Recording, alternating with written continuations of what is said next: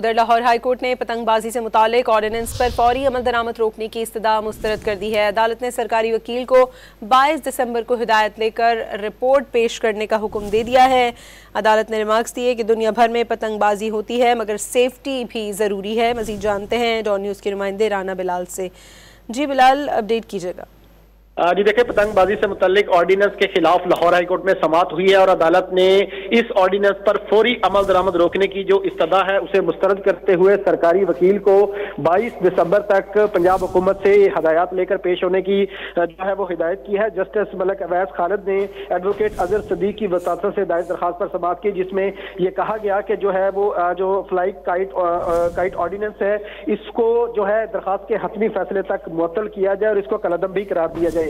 अदालत की जानिब से सरकारी वकील से यह कहा गया कि पंजाब हुकूमत से पूछकर यह बताया जाए कि ये जो बसंत का मामला है ये किस तरह जो है वो इसको रेगुलेट किया जाएगा। अब अदालत ने कार्रवाई 22 दिसंबर के लिए मुलतवी कर दी है और जो फौरी तौर पर इस ऑर्डिनेंस पर अमल दरामद रोकने की इस्तदा थी उसे मुस्तरद कर दिया है और पंजाब हुकूमत के वकील को 22 दिसंबर तक हदायत लेकर पेश होने के अहकाम जारी कर दिए हैं।